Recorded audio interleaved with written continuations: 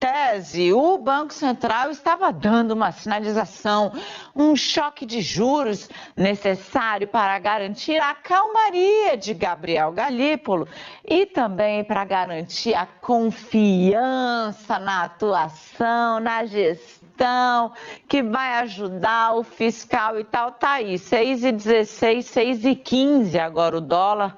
Boa sorte para você que tem a missão de explicar. O que a gente tem vivido nos últimos dias, na prática, você está acentuando um processo que veio ao longo do ano. Quer dizer, no início desse ano a gente tinha um dólar abaixo de R$5. Sempre se soube que o principal problema da economia brasileira era fiscal. A gente tem reservas internacionais robustas, então não tem problema nas contas externas, tem ali um Banco Central que atua de forma independente, então uma política monetária mais ou menos organizada, mas tinha um problema na área fiscal. Isso não é desse governo, já vem há bastante tempo. Foi desenhado um arcabouço fiscal para conter o crescimento das despesas e no início desse ano você começou a ter os primeiros sinais de que o arcabouço teria problemas, porque as despesas obrigatórias estavam crescendo muito acima do previsto. Despesas relacionadas à Previdência, à BPC, emendas parlamentares, quer dizer, muitas despesas ao mesmo tempo crescendo, asfixiando cada vez mais o arcabouço e criando dificuldades para o cumprimento das metas fiscais. Com isso, o dólar foi subindo gradativamente ao longo do ano. É claro que houve um processo de valorização do dólar no mundo, mas no caso do Brasil esse processo de valorização do dólar foi mais forte do que em outros mercados emergentes, o que sugere que existem elementos domésticos super importantes que precisam ser considerados. E nas últimas semanas nós tivemos aí a instalação de um certo pânico e a intensificação desse processo de desvalorização da moeda brasileira em relação ao dólar. Nós tivemos, nos últimos dias, dois vetores que me pareceram particularmente importantes. O primeiro foi a proposta do governo do pacote fiscal. Depois de semanas e semanas e semanas, vai vir um pacote fiscal, vamos colocar as contas públicas em ordem, reconhecemos que há um problema, vamos enfrentar esse problema, aparece um pacote fiscal completamente aguado. Quer dizer, um pacote fiscal que propunha uma redução no ritmo de crescimento das despesas, um pacote que não trazia nada de corte de despesas, efetivamente. Isso acabou gerando uma inflexão em termos de expectativas. Quer dizer, então o governo não vai lançar mão de nada que efetivamente seja capaz de conter o crescimento do endividamento. E nesses últimos 2 dias tem repercutindo muito a entrevista do presidente Lula no Fantástico de domingo. O presidente Lula, no domingo, disse com todas as letras, né? O presidente Lula é adulto, ele sabe o que ele está fazendo. Ele disse que não há problema fiscal no Brasil. E disse que o único problema da economia brasileira é a taxa de juros do Banco Central. Ele faz isso dentro de um contexto onde a gente está trocando a presidência do Banco Central. Quer dizer, ele coloca ali uma certa névoa sobre o novo presidente do Banco Central. Esse novo presidente ele vai atuar de forma autônoma ou ele vai atuar sob os desígnios do que o presidente Lula considera como uma taxa de juros excessivamente elevada? E quando ele diz que não há um problema fiscal, e a gente sabe que há um problema fiscal, não é uma opinião isso, é matemática. É só você olhar para as projeções. Não sou eu que estou dizendo que há um problema fiscal. O Tesouro Nacional sabe que tem um problema fiscal. A equipe econômica sabe que há um problema fiscal. Ele, na prática, ele sinaliza de que ele não está genuinamente comprometido sequer em sinalizar. Aqui a gente não está nem falando de resolver, mas sequer sinalizar de que o governo dele tem algum compromisso com o equacionamento desse problema. Existe aí uma preocupação, e isso é que está gerando muita fuga de capitais, de que o Brasil caminhe na direção de uma situação como a Turquia viveu há poucos anos, que é a seguinte: você tem um descontrole fiscal, esse descontrole fiscal faz com que o governo tenha cada vez mais dificuldade de se financiar, o mercado vai exigindo juros cada vez maiores, aliás, ontem o mercado estava exigindo 15% de juro para financiar o governo brasileiro. Chega um determinado momento que o governo não consegue mais pegar dinheiro emprestado, não consegue mais financiar o seu déficit de maneira eficiente, e aí você avança para uma emissão de moeda. E essa emissão de moeda faz com que a inflação escale, isso somado a um processo de escalada da moeda americana, que já gera pressão inflacionária e que faz com que o processo se retroalimente. Esse é o temor hoje. Quer dizer, o temor que a coisa saia do controle. Por mais que o Banco Central aumente a taxa de juros, você não consegue mais conter a moeda americana. Por mais que o Banco Central venda dólares, como ele vendeu nos últimos 2 dias, você não consegue conter a escalada da moeda americana, porque as pessoas estão muito temerosas do que vai acontecer num futuro não muito distante. Me parece que o governo sabe que há um problema, mas pelo menos do ponto de vista político, a aposta, pelo menos até agora, é de, olha, vamos jogar esse problema mais para frente, depois de 2026, quem sabe, a gente resolve e tal, e aí a gente enfrenta isso de maneira mais estruturante. Até lá, não vamos mexer nisso, porque isso vai trazer um impacto político grande, vai causar um desgaste grande.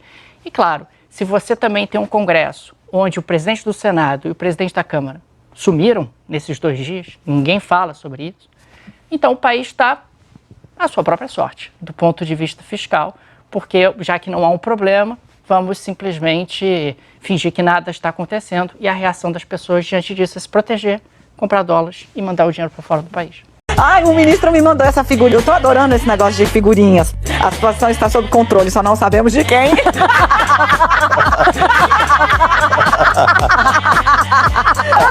Porque isso é incrível, é isso. A situação está sob controle em todas as áreas. Só não sabemos de quem.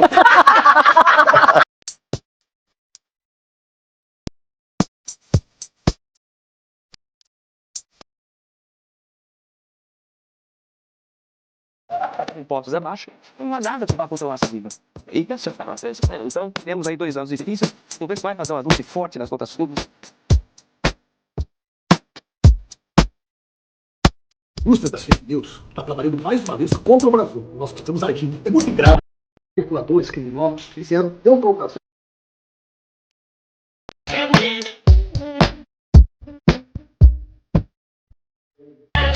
Agora eu vou votar no Lula no segundo turno. Esse é um voto de convicção. Mas eu votei e não me arrependo, mas agora eu tô com medo. Ai, meu amor! Ai, meu gatinho!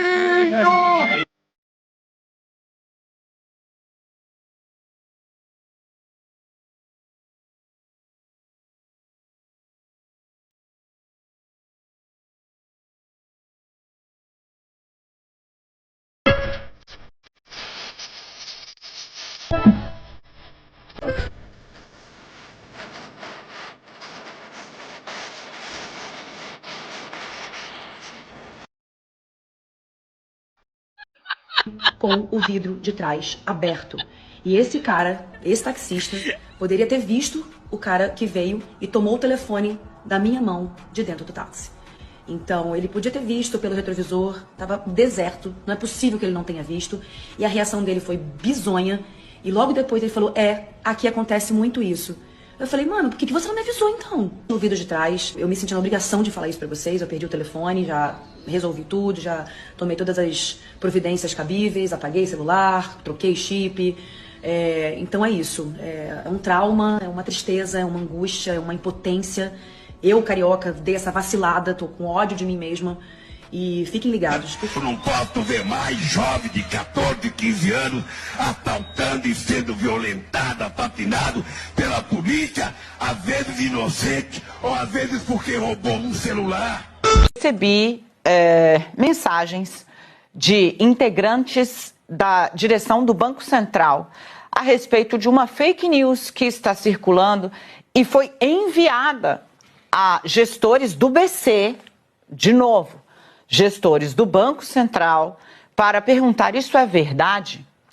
Trata-se de fake news veiculada numa rede social por um perfil que se auto-intitula um local, eu não vou dar o nome do perfil, onde você fica por dentro de notícias de geopolítica, economia e política trazidas por brasileiros expatriados e sem censura. É um perfil de fake news, da grossa, assim.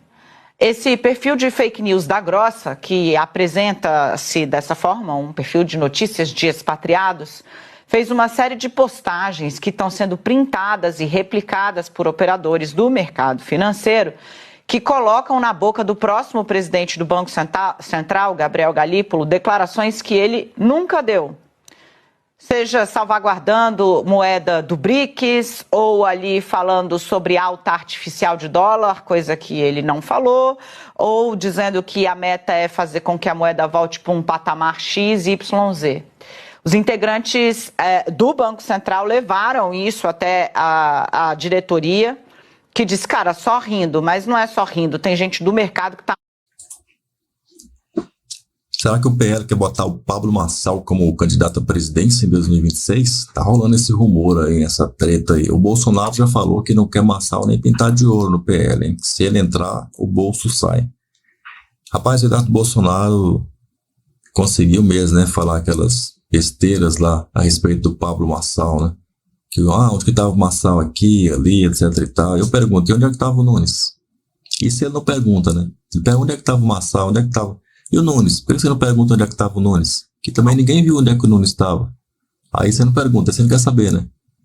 É o xadrez 4D.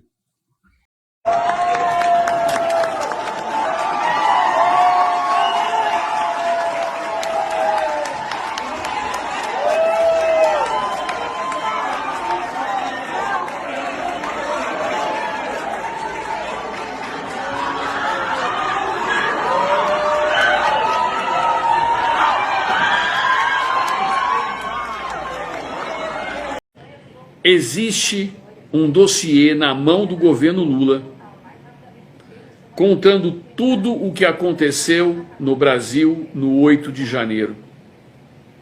Quem são os responsáveis pelo aquilo que aconteceu?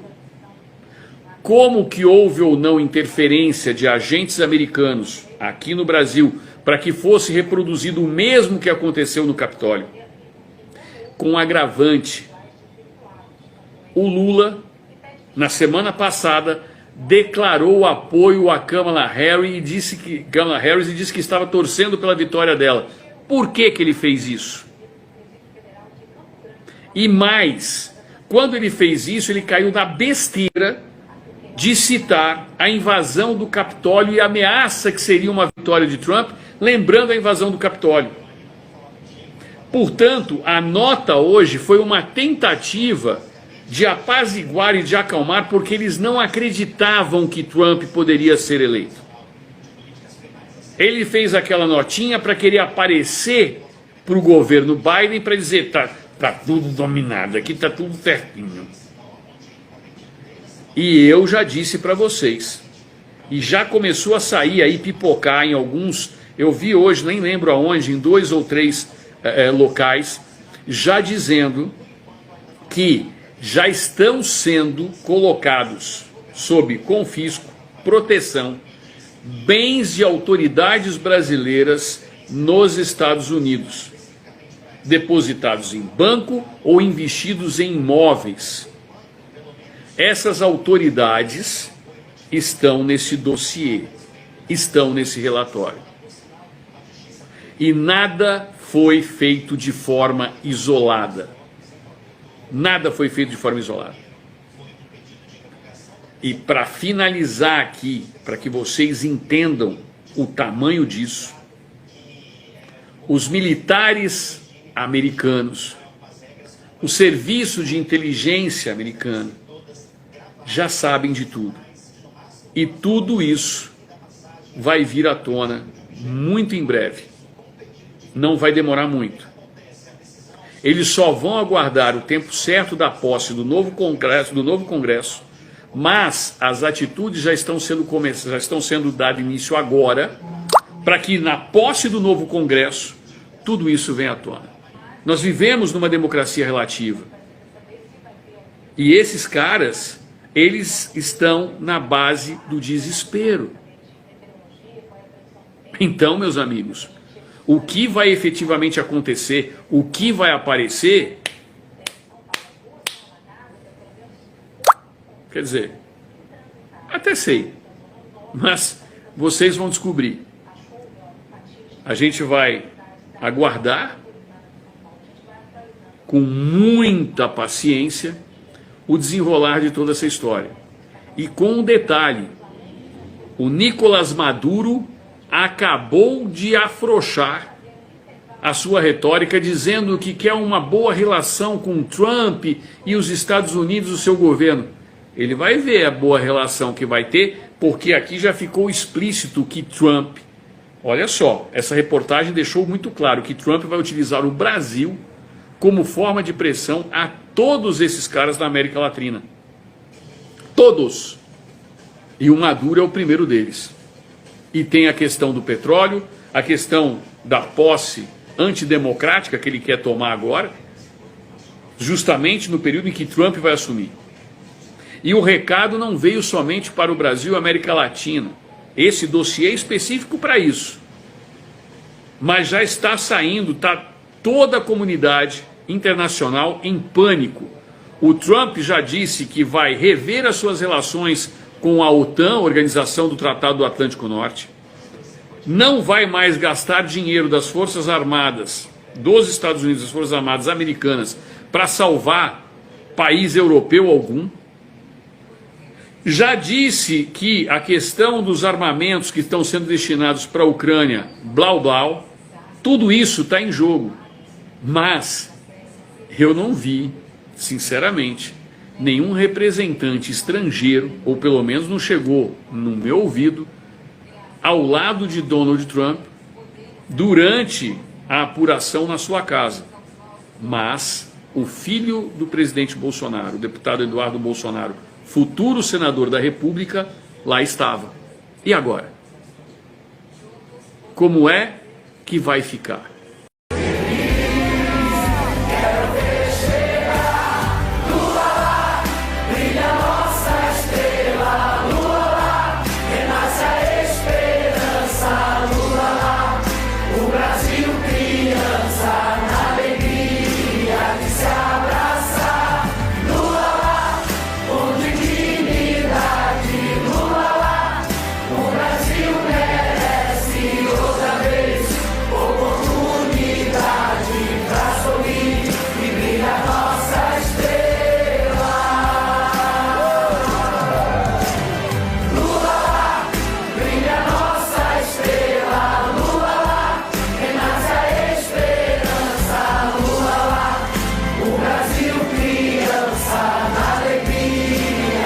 Olha, calma. Você vê como o discurso vira dinheiro em política. Quando a gente fala isso aqui, muda o preço do pãozinho, você vai voltar a comer picanha, você vai voltar a comer picanha. O brasileiro gosta de vestir bem, sim. O brasileiro gosta de coisa boa, pobre gosta de coisa boa. E você vai voltar a ver aeroporto lotado como se fosse rodoviária.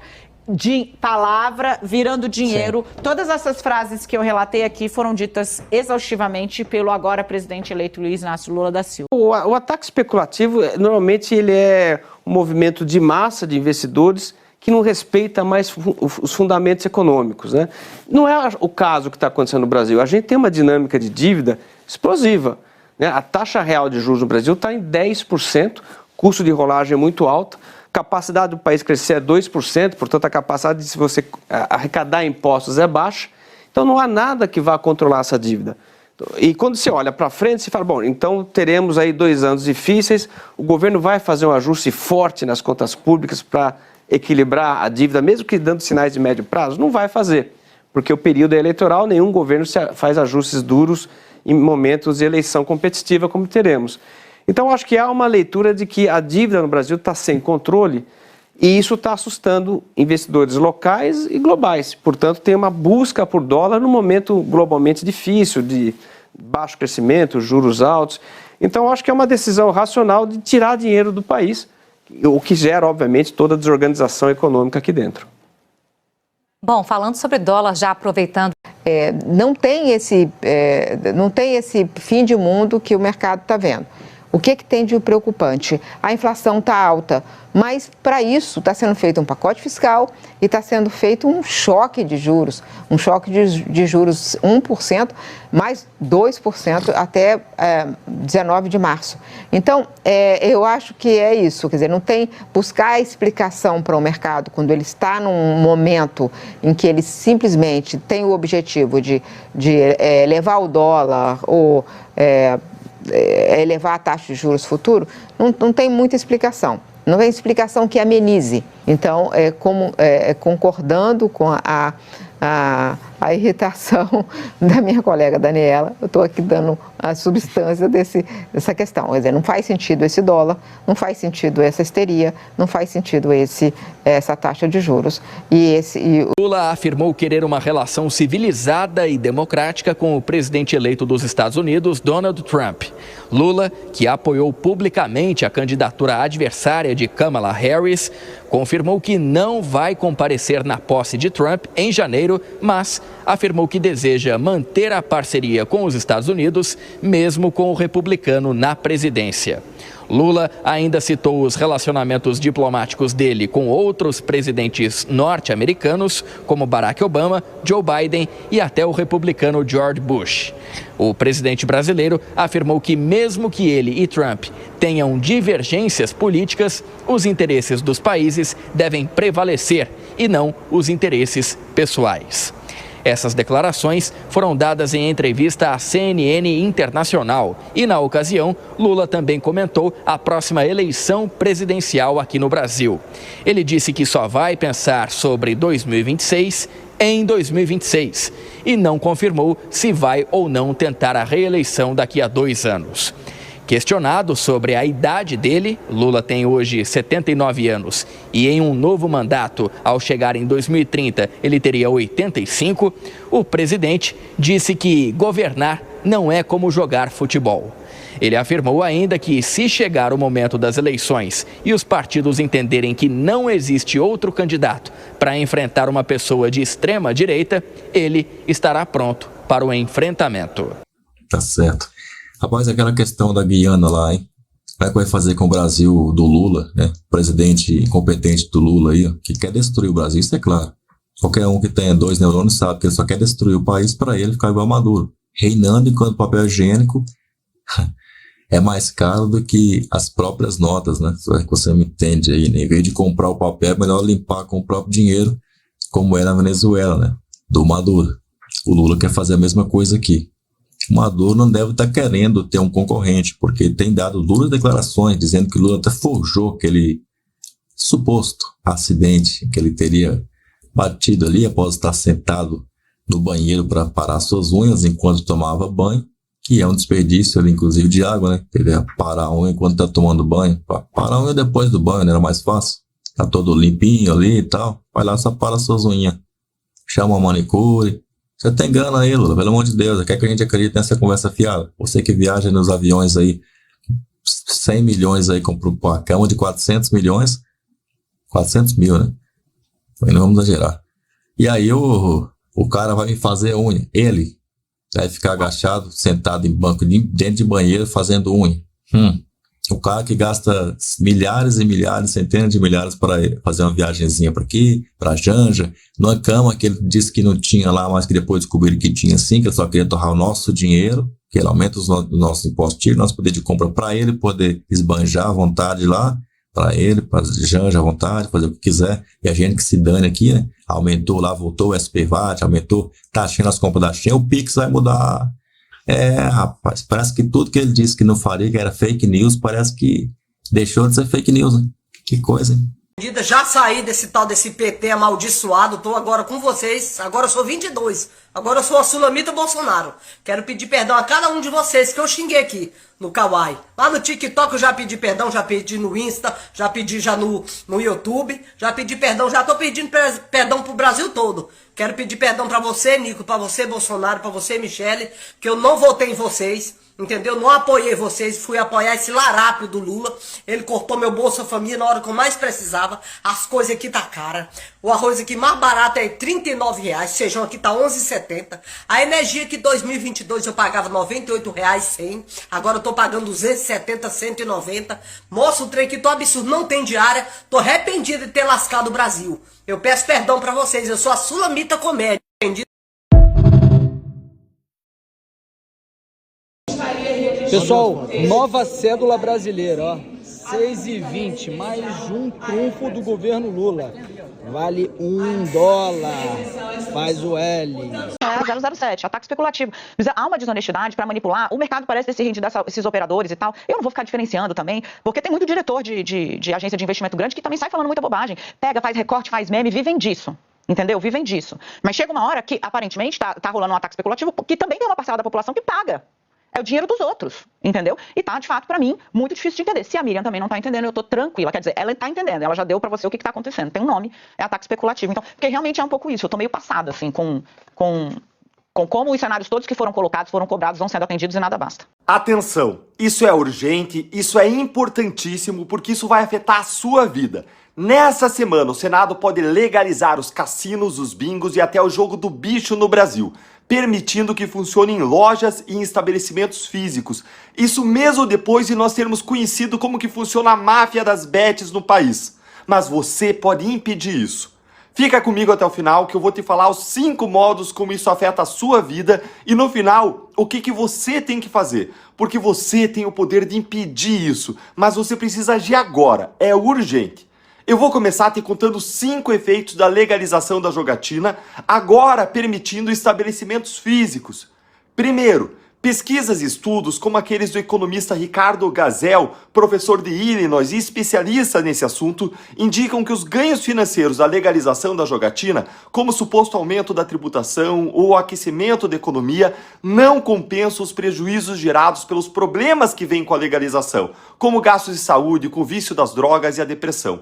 Além disso, a circulação de renda é ilusória, porque quem gasta na jogatina apenas deixa de gastar em outros setores da economia e acaba torrando suas próprias economias para satisfazer o vício. Em segundo lugar, o seu dinheiro vai pro lixo. Gente, é isso mesmo. Só em agosto, segundo dados do Banco Central, 3 bilhões de reais do Bolsa Família foram pro lixo, para apostas, o que significa 20% do dinheiro de todo o Bolsa Família daquele mês. Ou seja, do nosso dinheiro, do nosso imposto, 3 bilhões estão indo para financiar não alimento, a saúde e a educação de pessoas pobres, mas indo pro lixo, para as bets. Eu não quero pagar isso com o dinheiro dos meus impostos, muito menos sabendo que o ambiente de jogos favorece o alcoolismo, o uso das drogas e a prostituição, o que pode aumentar, inclusive, abusos e violência contra crianças. Terceiro, a jogatina destrói as famílias pelo comprometimento da sua segurança financeira e da educação dos filhos. Ah, Deltan, isso aí deve ser um caso ou outro. Não! Olha os dados. O vício dos jogos é a terceira dependência mais comum e vem crescendo no Brasil. Uma pesquisa do Instituto Locomotiva mostrou que 1/3 dos apostadores das bets no Brasil está endividado e com nome sujo.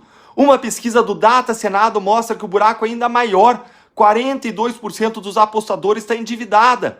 Só no primeiro semestre, mais de 1 milhão de brasileiros ficaram inadimplentes por conta das bets. Essas consequências nefastas podem impactar de maneira extremamente negativa um grande grupo de crianças e adolescentes que crescerão nesses lares desajustados, prejudicando a sua educação, saúde física, intelectual e emocional. É isso que a gente quer? Em quarto lugar, a legalização dos jogos, como o jogo do bicho e os cassinos, criam um ambiente propício para o fortalecimento do crime organizado, que usa a jogatina para lavar dinheiro de atividades criminosas, como a corrupção, o tráfico de drogas, de armas, de pessoas, a venda de material de pedofilia. Isso é comprovado há décadas pelos organismos internacionais que estudam a lavagem de dinheiro, como o Grupo de Ação Financeira. Eu li vários desses estudos. O pior de tudo é que esse tipo de crime é quase impossível de fiscalizar, essa lavagem de dinheiro por meio dos cassinos. Em quinto lugar, operações policiais recentes do Brasil revelaram que boa parte das bets, inclusive algumas divulgadas por influenciadores famosos que davam credibilidade para elas, praticava fraudes, ou seja, simplesmente era um estelionato contra o apostador. Milhões de brasileiros continuarão a ser enganados e até suas economias drenadas a ser vítima dos golpes. Além disso, que tipo de país que a gente quer construir? Essa cultura do ganho fácil acaba prejudicando a visão que a gente quer cultivar no Brasil, de que a pessoa cresce na vida por meio do trabalho e da capacitação profissional. Por tudo isso, nós precisamos dar um fim nas bets e não ampliar sua presença e força, agora com lojas e estabelecimentos físicos.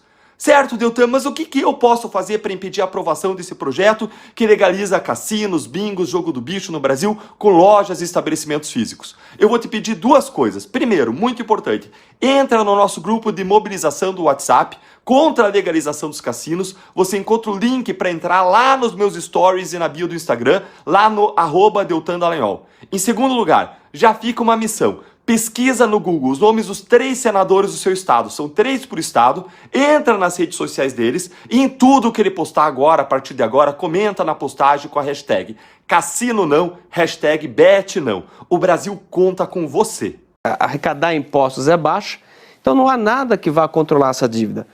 E quando você olha para frente, você fala, bom, então teremos aí 2 anos difíceis, o governo vai fazer um ajuste forte nas contas públicas para equilibrar a dívida, mesmo que dando sinais de médio prazo? Não vai fazer, porque o período é eleitoral, nenhum governo faz ajustes duros em momentos de eleição competitiva como teremos.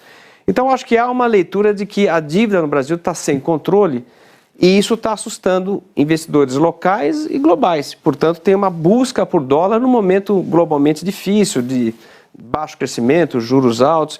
Então, acho que é uma decisão racional de tirar dinheiro do país, o que gera, obviamente, toda a desorganização econômica aqui dentro. Bom, falando sobre dólar, já aproveitando. Em que mês de 2025 Bolsonaro será preso? Em que mês de 2025 Bolsonaro será preso? Essa é a grande dúvida que eu tenho e a dúvida que o Brasil tem. Que ele vai ser preso, a gente não tem dúvida. A dúvida é em que mês ele será preso. Vou dar o meu palpite. Meu palpite é setembro. Por que setembro? Porque vai ter que tramitar no Senado, aliás, vai ter que tramitar no Supremo Tribunal Federal, vai ter prazo para defesa, são muitas pessoas sendo julgadas juntos, e aí então vai a julgamento. Vai ter recurso para embargos, e aí tem a sentença definitiva. Eu calculo setembro. Acho que setembro seria uma boa previsão. Bolsonaro passar o 7 de setembro na cadeia. É uma boa previsão, né, gente? Então, fica aqui a minha pergunta sobre as previsões para 2025. Na sua opinião, em que mês Bolsonaro será preso em 2025? Gente, não adianta a gente... né, tem um processo, tem prazo para defesa, tem prazo para recurso. Não adianta a gente querer, né? Agora, eu estou falando do primeiro processo. Estou falando desse processo que ele já foi denunciado. Mas tem vários outros processos, né, gente? Estou falando do processo do 8 de janeiro. Mas o Bolsonaro responde a uma série de outros processos. Aliás, são dezenas, né, de pessoas, muitos militares de alta patente, assessores próximos que estiveram envolvidos nas ações criminosas e que serão todos julgados durante esse próximo período, né? Mas já que todo mundo está fazendo previsão aí pro ano novo... Se você gostou aí do vídeo, deixa o seu like. Se é novo, se inscreva aí no canal. Te vejo por aí. Tá? Tem mais um vídeo aparecendo, tá aqui, né? Esse tá aqui, nesse canal tá aqui, ó. Então clica no vídeo aqui. Se é treta, meu amigo, eu trago aqui porque é somente a minha opinião.